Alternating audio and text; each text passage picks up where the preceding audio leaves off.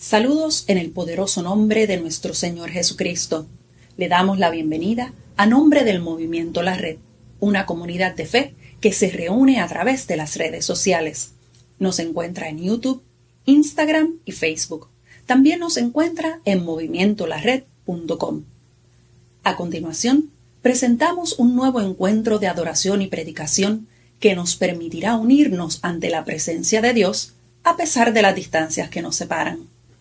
Le rogamos que nos regale un like, me gusta, nos deje un comentario positivo, que comparta este vídeo en sus redes sociales y que continúe orando por nuestro ministerio.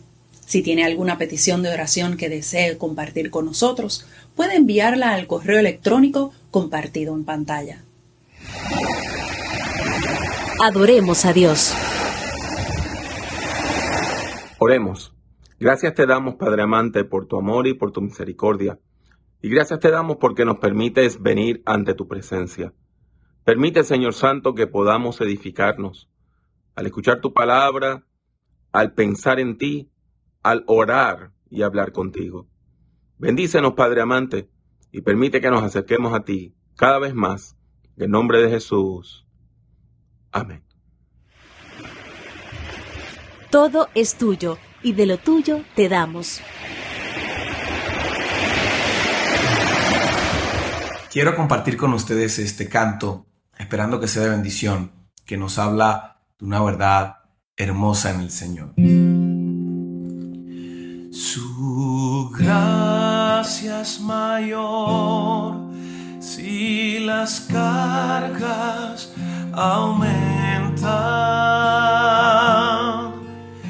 Su fuerza es mayor si la prueba es más cruel. Si es grande la lucha, mayor es su gracia. Si más son las pruebas, mayor es su paz. Su amor no termina, su gracia no acaba, no hay límite alguno al poder del Señor, pues de sus inmensas riquezas en gloria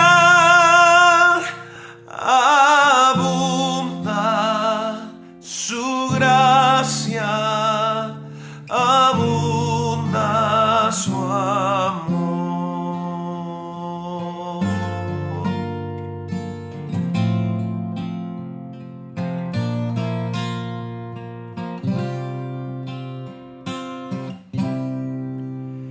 Si nuestros recursos se han agotado,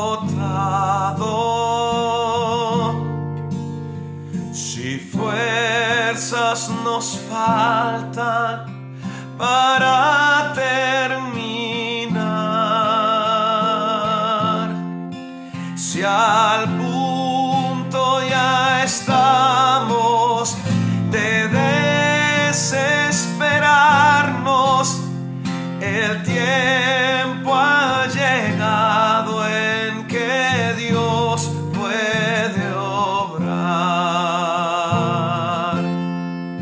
Su amor no termina, su gracia no acaba, no hay límite alguno al poder del Señor, pues de sus inmensas riquezas en gloria abunda su gracia, abunda su amor.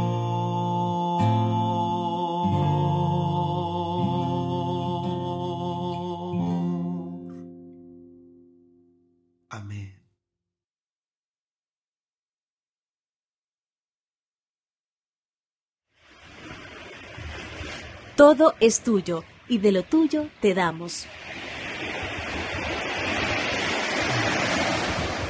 Para ofrendar el Movimiento La Red, todo lo que tiene que hacer es visitar nuestro portal movimientolared.com. Busque el botón de donaciones y allí podrá hacer su ofrenda de una manera segura. Le agradecemos su apoyo. Que Dios les bendiga siempre. Movimiento La Red. Espiritualidad, discipulado, liderazgo.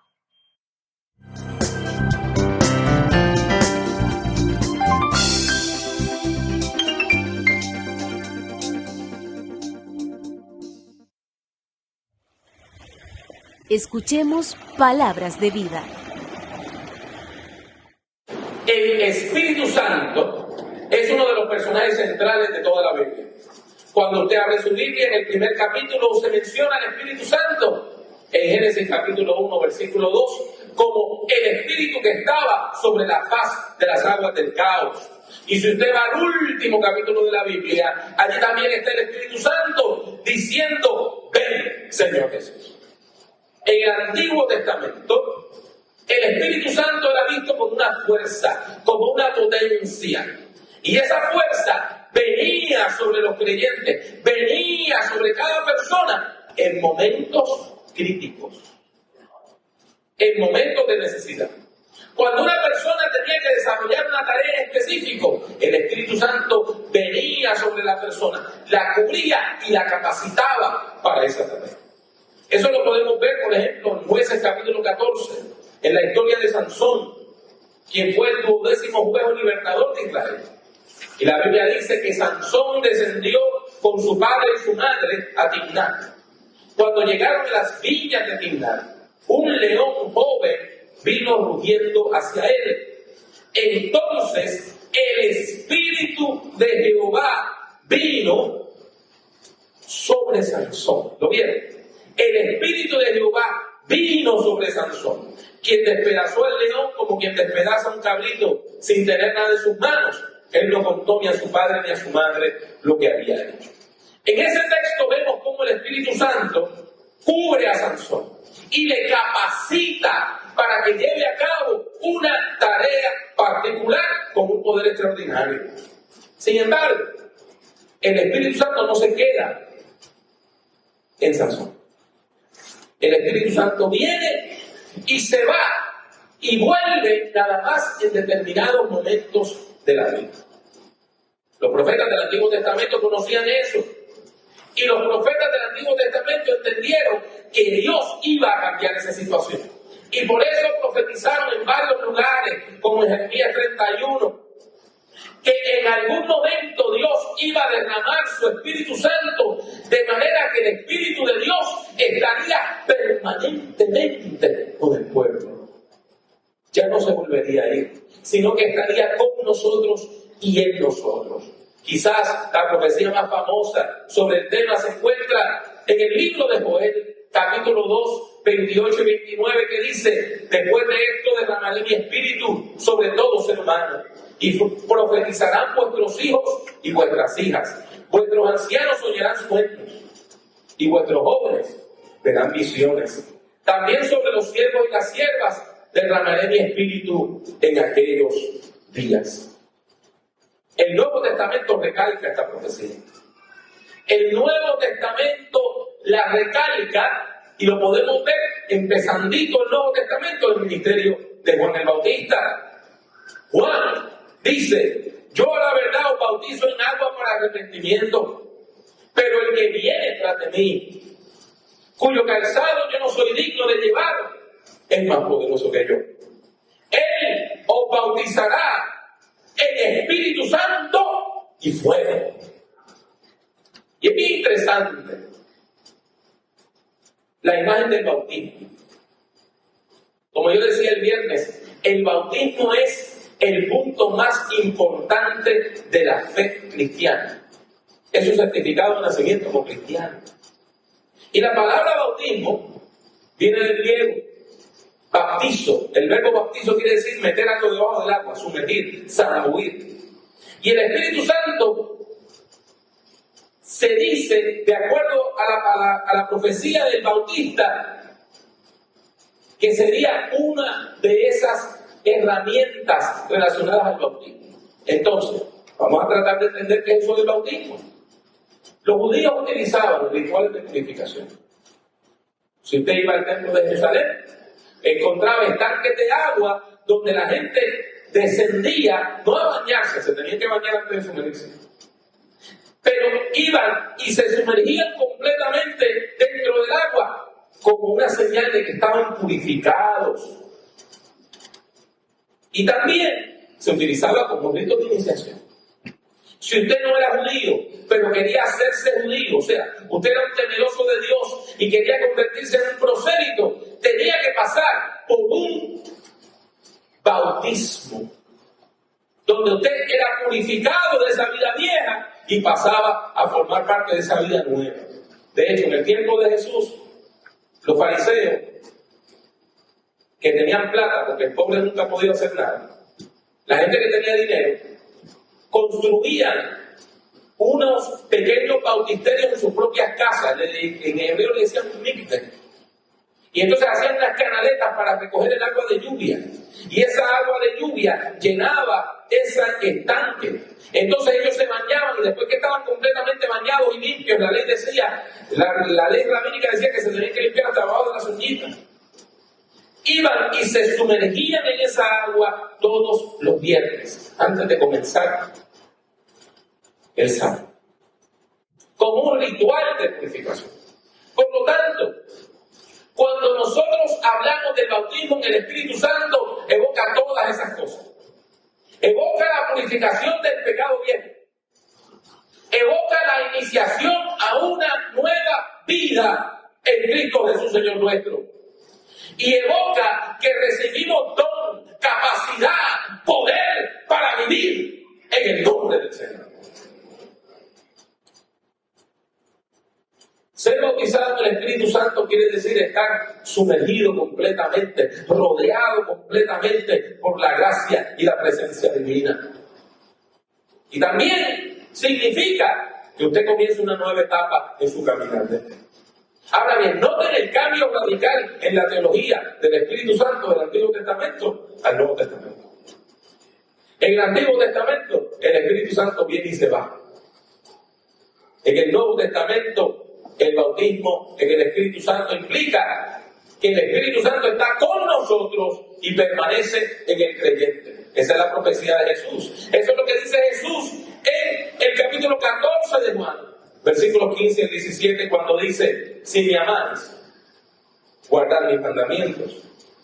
Y yo rogaré al Padre y os dará otro consolador para que esté con vosotros para siempre, el Espíritu de verdad, al cual el mundo no puede recibir, porque no lo ve ni lo conoce, pero vosotros lo conocéis, porque vive con vosotros y estará en vosotros. ¿Ven la diferencia? Sansón tenía que esperar a momentos claves de la vida para que el Espíritu Santo viniera. Nosotros los creyentes, por la gracia de Jesucristo, podemos vivir con el Espíritu Santo y en el poder del Espíritu Santo. Esta profecía se cumplió poco después de la muerte, pasión y resurrección de nuestro Señor Jesucristo. La iglesia primitiva, leyendo las profecías del Antiguo Testamento a la luz de la experiencia de Jesucristo, relacionó la profecía de Joel con la promesa de Jesús. La iglesia entendió que sería bautizada en el Espíritu Santo y que el poder divino se iba a derramar sobre toda carne, sobre todo ser humano.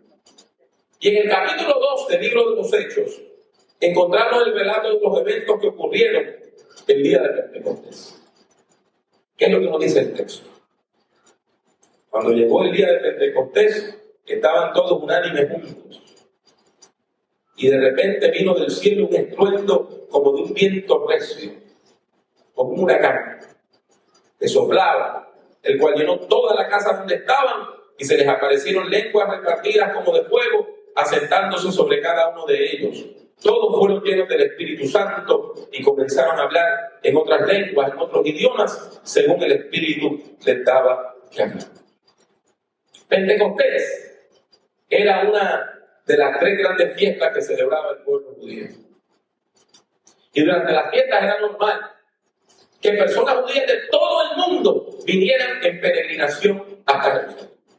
Podían haber hasta 100,000 visitantes en la ciudad de Jerusalén. Y esas personas venían de todo el mundo conocido.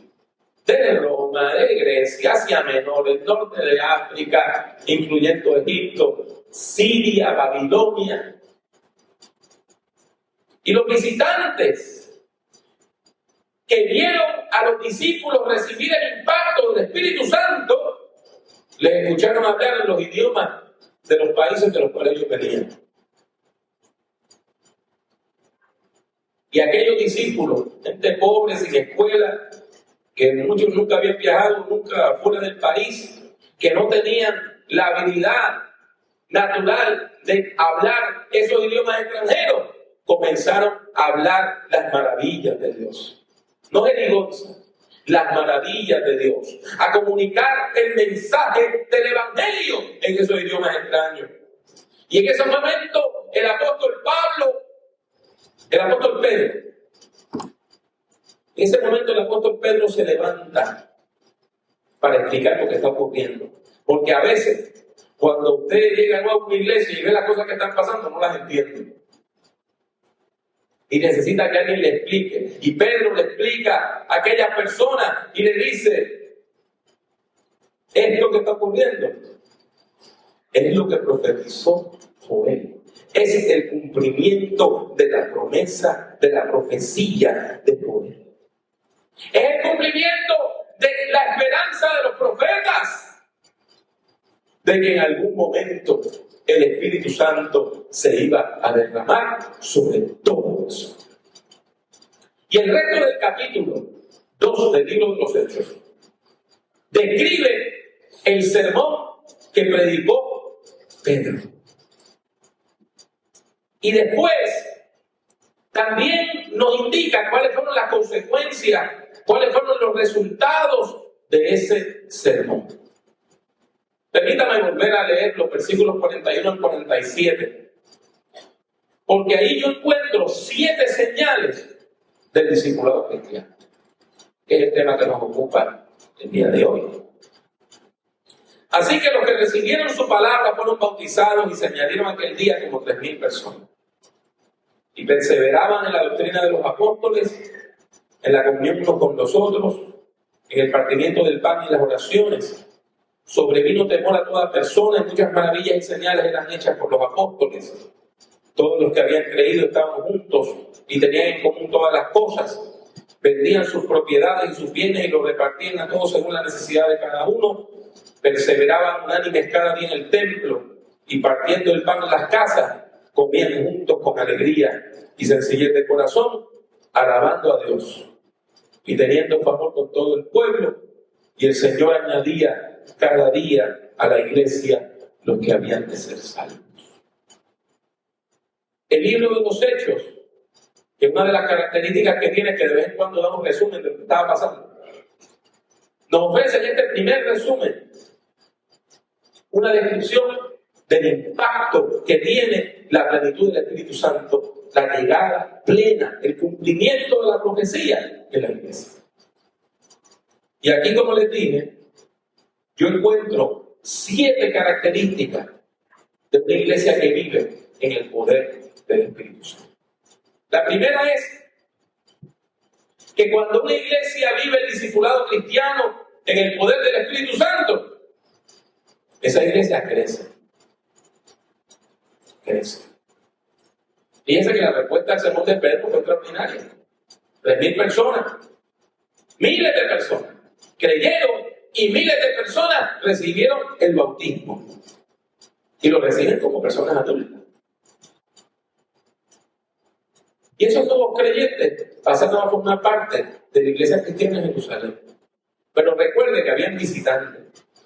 Y muchos de esos visitantes volvieron a sus países llevando el mensaje de que Jesucristo era el Mesías enviado por Dios para la salvación del mundo. Y pasaron a formar parte de grupos pequeños de iglesias que en aquel tiempo se reunían en casas de individuos, como nosotros tenemos células en nuestras iglesias. Y todo esto nos enseña que cuando una iglesia vive en el poder del Espíritu Santo de Dios, Dios da el crecimiento a esa iglesia. Y esa iglesia se mantiene en constante crecimiento. Esa es la primera señal. Pero la segunda señal es sorprendente, porque es algo que por lo regular uno no piensa y no relaciona con el avivamiento. Pero está en la Biblia. Fíjense que la Biblia dice que tan pronto esas personas se convierten, lo primero que hacen es perseverar en la doctrina de los apóstoles. O sea, la iglesia que vive en el poder del Espíritu Santo estudia la palabra de Dios. ¿Lo vieron? ¿Lo vieron? Y esto es importante porque nosotros a veces venimos a la iglesia con cualquier agenda menos estudiar. Venimos a gozarnos, venimos a escuchar las canciones, venimos a aliviarnos del estrés, venimos a recargar la batería, pero se nos olvida que la única manera de crecer en la fe es metiéndose en el estudio profundo de la Escritura. ¿Cuál era la doctrina de los apóstoles? Los apóstoles hacían dos cosas. Primero, recordaban las enseñanzas de Jesús. Recuerden que el Nuevo Testamento se está escribiendo. Todavía no tienen los evangelios. Todavía Pedro está predicando de memoria de los recuerdos que tiene de lo que decía Jesús. Pero también la otra cosa que hacía era que ellos leían el Antiguo Testamento y allí encontraban a Jesús. Hacían lecturas mesiánicas del Antiguo Testamento y interpretaban esa palabra que es la Biblia hebrea a la luz de Jesucristo y allí encontraban grande bendición. Y esto nos enseña que para poder vivir en el poder del Espíritu Santo y cuando recibimos el impacto del Espíritu Santo, usted estudia la palabra. Porque el creyente que no estudia la palabra no tiene fundamento para crecer. La iglesia que vive en el poder del Espíritu adora. Adora al Señor. Adora. Y note el fervor espiritual de la iglesia primitiva. Qué hermoso. Se reunían constantemente para adorar a Dios, para tomar la cena del Señor. O sea, partiendo el pan. Eso es una referencia a la Santísima Comunión, a la Eucaristía, a la cena del Señor, como usted le diga en su tradición. Y se reunían para orar. Qué importante es reunirse para orar. Cuando el Espíritu Santo le impacta a usted, usted siente el deseo, la necesidad de hablar con Dios.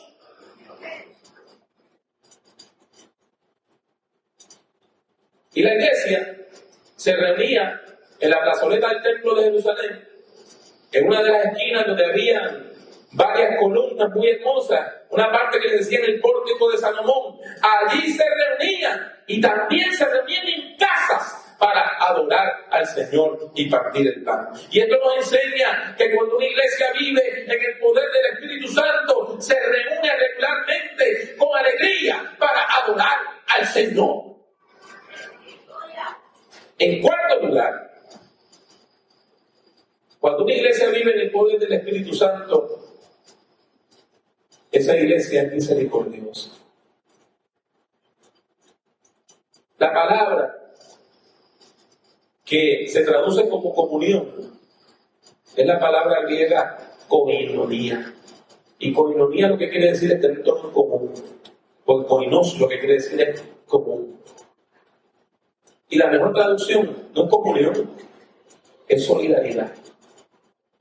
La iglesia primitiva tenía solidaridad, unidad, comunión. Cuando usted se solidariza con otra persona, se hace una persona con esa.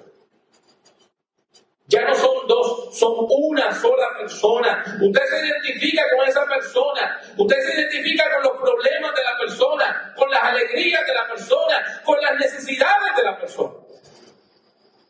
Y esa persona viene a formar parte de su vida. Y usted viene a formar parte de la vida de esa otra persona. En el libro de los Hechos se demuestra esa solidaridad en medio de la unidad. tenían todas las cosas en común. Lo mío era tuyo, lo tuyo era mío. Y más adelante en el libro de los Hechos vemos que había gente que vendían sus propiedades, vendían lo que tenían y traían el dinero a la iglesia y le decían a los apóstoles, úsenlo para bendecir a los que no tienen. Y eso nos enseña que cuando una iglesia vive en el poder del Espíritu Santo, es solidaria y es misericordiosa. Quinto lugar, un punto relacionado, es que cuando una iglesia vive en el poder del Espíritu Santo, ejerce buena mayordomía. Administra bien los recursos que tiene. Administra con sabiduría las cosas que Dios le ha dado. Vamos a volver por un momento a ese punto de la gente que vendía las cosas que tenían. Y traían dinero y lo ponían a los pies de los apóstoles para ayudar a las personas. Pero los apóstoles, a su vez, ese dinero lo administraban de manera responsable. La palabra mayordomía, oikodomeo en griego, básicamente lo que quiere decir es la ley de la casa. Oikonomos, de donde viene nuestra palabra economía, literalmente quiere decir oikos casa, nomos ley, es la ley de la casa. Es como usted administra su casa. Pues la iglesia tiene que ser buena administradora de la casa de Dios y de los bienes que Dios le ha dado. Porque la mayordomía nos recuerda que todo lo que tenemos le pertenece a Dios. Todo. No solamente las posesiones, sino las relaciones. Su esposa, su esposo, sus niñas, sus niños, sus familiares no son suyos, son de Dios. Y cuando usted tiene un niño, una niña, Dios le está dando el privilegio a usted de que usted le ayude a criar a alguien que es de Dios, no es suyo. Y cuando una iglesia vive en el poder del Espíritu Santo, administra sus recursos con sabiduría. Sexto lugar, la iglesia que vive en el poder del Espíritu Santo tiene unidad. Eso es bien importante, porque el movimiento evangélico de Puerto Rico ha crecido por divisiones. Y gente dice, estamos llenos del Espíritu Santo, nos vamos. Estamos llenos del Espíritu Santo, vamos a dividir la iglesia. Eso es una contradicción. Porque si usted lee este pasaje una y otra vez, ve el lenguaje de unidad. El Espíritu Santo no nos lleva a dividirnos, nos lleva a unirnos en el nombre de Jesucristo. Y vea cómo se habla de la unidad de la iglesia cristiana. Adoraban juntos, estudiaban juntos, oraban juntos, tomaban la cena del Señor juntos, se sacrificaban los unos por los otros, repartían sus bienes, porque la iglesia estaba unida en el poder del Espíritu Santo de Dios. Séptimo lugar. La característica más importante que tiene la iglesia cuando recibe el impacto del Espíritu Santo es que se convierte en una iglesia misionera. Pero teniendo claro que la misión no es nuestra, la misión es de Dios. Y la iglesia colabora en una misión que le pertenece a Dios. Oye, hermano Pablo, porque yo siempre escucho a la gente hablando de la misión de la iglesia. Póngase a pensar, fíjense bien. No es tanto la misión de la iglesia. Dios es el primer misionero. La primera agencia misionera es la Trinidad, quien envía al Dios Hijo a salvar el mundo. Por lo tanto, cuando nosotros pensamos en la misión y hablamos de la misión, nosotros tenemos que recordar que la misión es de Dios. Dios es el misionero.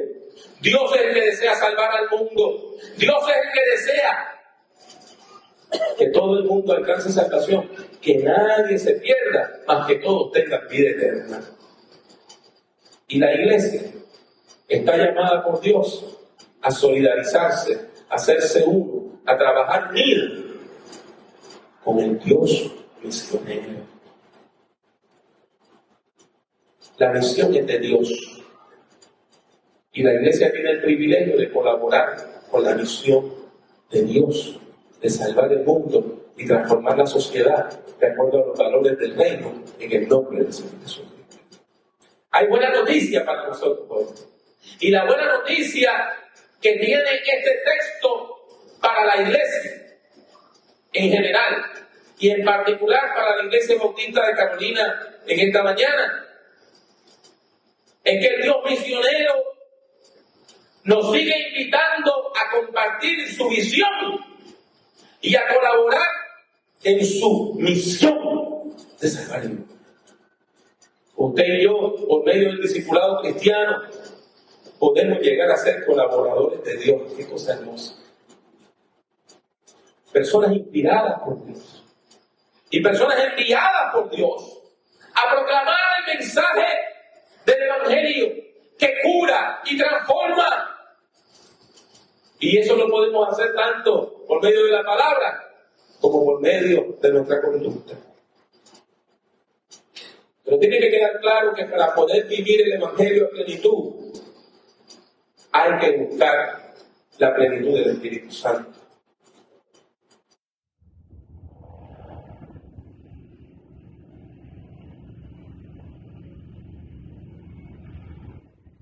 Ha llegado el momento de responder a la palabra que ha sido escuchada, a esa palabra que el Señor nos da a través del libro de los Hechos de los Apóstoles y que se actualiza cuando nosotros reflexionamos sobre ella. Oremos. Buen Dios, Padre Celestial, una vez más delante de tu presencia, pidiéndote que nos des poder para vivir. Que todas estas características de una iglesia viva sean reales en nuestras congregaciones y que podamos, Padre amante, acercarnos cada vez más a ti. Eso es lo que te rogamos, en el nombre de Jesús. Amén. Damos gracias a Dios por la oportunidad de compartir con ustedes este encuentro de adoración y predicación, esperando que haya sido de bendición a su vida. Le exhortamos a que continúe respaldando este ministerio.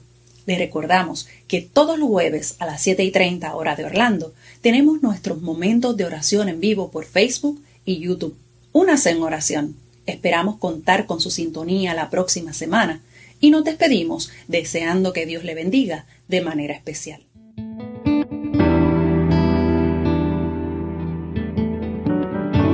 Únase al Movimiento La Red visitando nuestra página web www.movimientolared.com.